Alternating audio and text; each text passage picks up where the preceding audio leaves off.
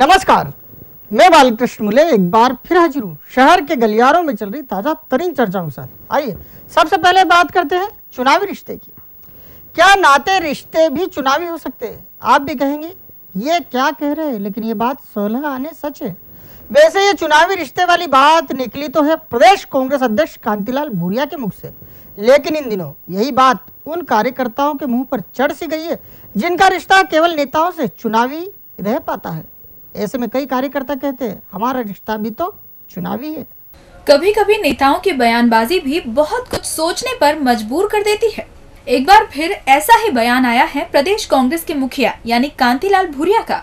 भूरिया ने बेहद सरल शब्दों में इतना भर कहा है कि सूबे के मुखिया शिवराज सिंह चौहान के आदिवासियों से केवल चुनावी रिश्ते हैं। अब जब से चुनावी रिश्ते वाली बात भूरिया की जुबान पर आई, तभी से यह चर्चा का विषय बन गई। हर तरफ नेताओं के चुनावी रिश्तों की चर्चा की जा रही है। आमजन एक दूसरे से पूछ रहे हैं कि क्या सचमुच रिश्ते भी चुनावी होते हैं। वैसे दोनों पार्टियों के ढेरों कार्यकर्ता इस चुनावी रिश्ते वाली बात को सही ठहराते हैं। कुछ तो बेबाकी से ये कहने से भी नहीं चूकते कि भैया ढेर सारे यानी ज्यादातर नेता चुनावी रिश्ते ही निभाते हैं, फिर वो उनके अपने कार्यकर्ता हो या फिर इलाके की जनता। अब जब से चुनावी साल में चुनावी रिश्ते जैसी बात नेताओं के साथ साथ कार्यकर्ता और कार्यकर्ताओं से फिर आम जनता की जुबान पर चढ़ रही है, अलग ही माहौल तैयार हो रहा है। आम लोग ही चुनावी रिश्ते की परत खोदने में जुट गए हैं। याददाश्त पर जोर लगाकर ये कोशिश की जा रही है कि कौन कौन से नेता ने उन्हें कब कब याद किया था, और अब जब चुनावी साल है तो नेताजी को कैसे रिश्ते नाते याद आ रहे हैं। विधानसभा क्षेत्र क्रमांक 1 और 5 के कांग्रेसी दावेदार पिछले एक सप्ताह से बेहद अजीबो गरीब मुहिम चलाए हुए हैं। विरोध दर्ज करवा रहे दावेदार उन्हीं अपनी पार्टी के भावी उम्मीदवारों के खिलाफ खड़े हो गए हैं जो जीत का मादा रखते हैं। ऐसे में दोनों ही विधानसभा क्षेत्र के गलियारों में विरोध दर्ज करवा रहे दावेदारों की जमकर चर्चा की जा रही है। कहा जा रहा है कि आखिर ये सब कांग्रेसियों को हो क्या गया है। खुद तो अपने आप को दावेदार बता इलाके से गायब है और जो सालों से सक्रिय है उन्हीं का विरोध कर विरोध दर्ज करा रहे हैं। बात विधानसभा क्षेत्र क्रमांक 1 की करें या फिर 5 की, इन दिनों दोनों ही विधानसभा क्षेत्रों में कांग्रेसी दावेदारों ने अजीबोगरीब स्थिति निर्मित कर रखी है। खास बात तो ये है कि जिन कांग्रेसी दावेदारों ने एकजुट होकर मजबूत दावेदारों का विरोध करना शुरू किया, उन्हीं दोनों दावेदारों को इलाके के गलियारों में जीत का मादा रखने वाला दावेदार बताया जा रहा है।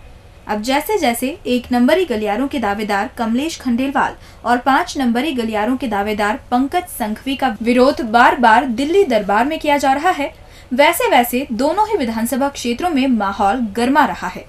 दोनों ही विधानसभा क्षेत्रों में मौजूद चर्चावीर चर्चा करने से नहीं चूक रहे। वे कह रहे हैं ये क्या 1 नंबरी गलियारों से सारे प्रमुख कांग्रेसी जिस कमलेश खंडेलवाल का विरोध कर रहे हैं उसे आम लोग ही मजबूत कैंडिडेट बता रहे हैं। कमोबेश ऐसी ही हालत 5 नंबरी गलियारों की है। यहाँ से टिकट की दौड़ में नाम चलाने वाले सारे कांग्रेसी संघवी के भारी भरकम कदम रोकने की कोशिश कर रहे हैं, जबकि संघवी इस चुनावी मैदान को मारने के लिए साल भर पहले से जुट चुके हैं। ऐसे में शहर के गलियारों में लोग कांग्रेसी दावेदारों की अजीबोगरीब स्थिति देखकर हैरान हैं और कह रहे हैं कि ये क्या खुद दावा कर रहे हो, लेकिन क्या आप में वो मादा है जो इन दोनों में है? नहीं तो फिर क्यों विरोध कर रहे हैं?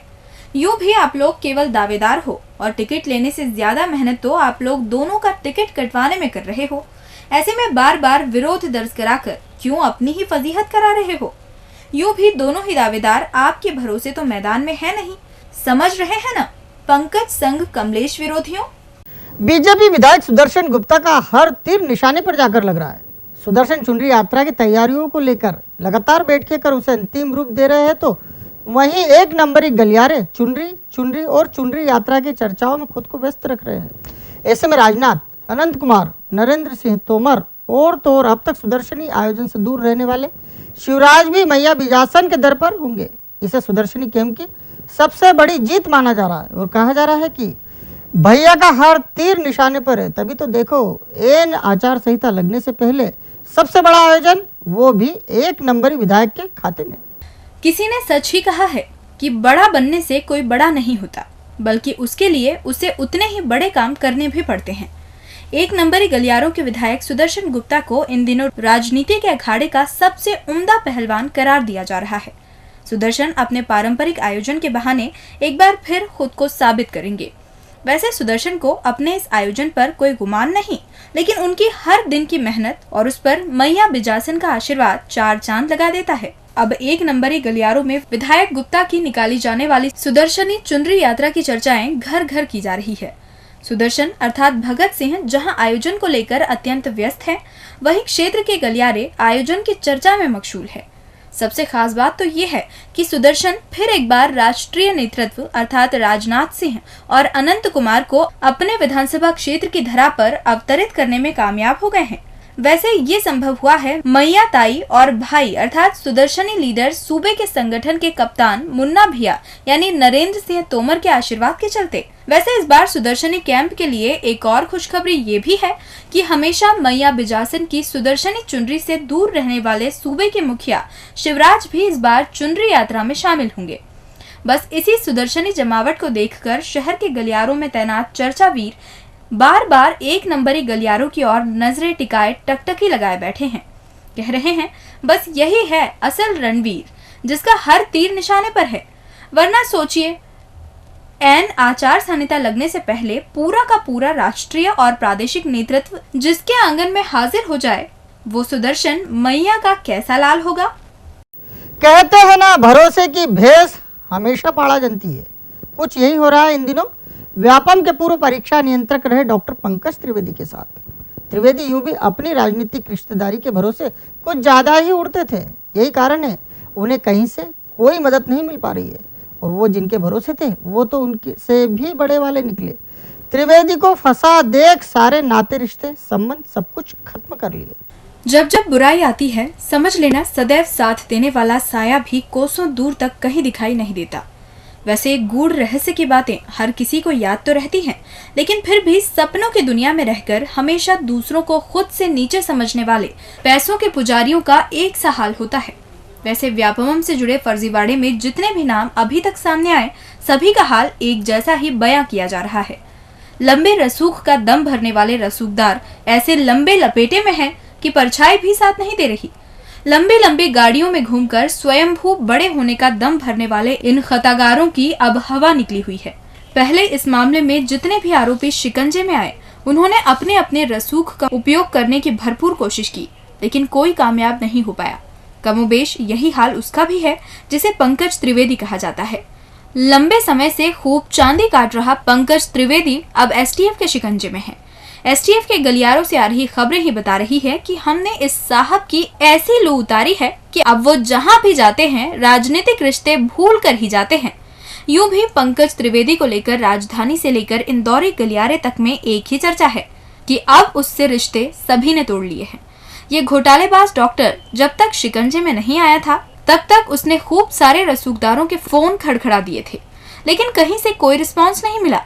अब ये डॉक्टर शायद शिकंजे में एक ही गाना गुनगुना रहा होगा, ये रिश्ते नाते प्यार वफा सब बातें हैं, बातों का क्या।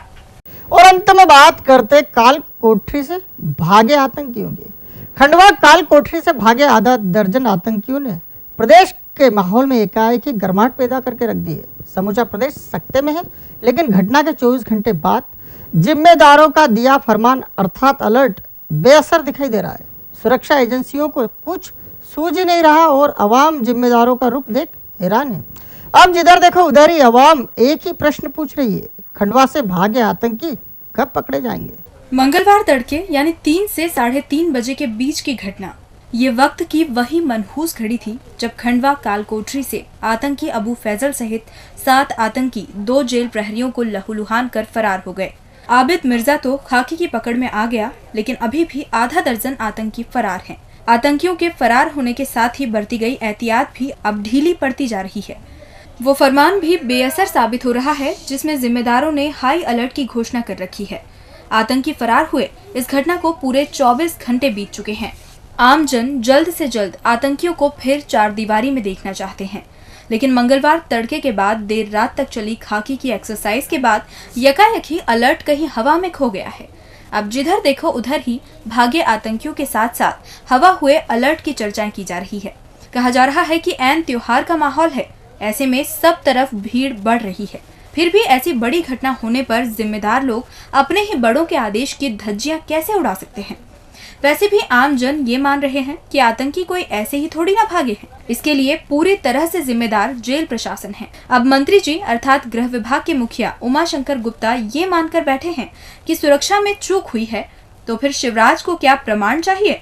अब आम जन गलियारों में एक ही चर्चा करते सुने जाते हैं, लापरवाही पर लापरवाही और लापरवाही, लेकिन इस सरकारी लापरवाही पर कोई अलर्ट नहीं। डीजी न्यूज के खास कार्यक्रम गलियारों से को आप यूट्यूब पर भी देख सकते हैं। गलियारों से के आज के अंक में फिलहाल इतना ही। ताजा खबरों के लिए आप देखते रहिए डीजी न्यूज।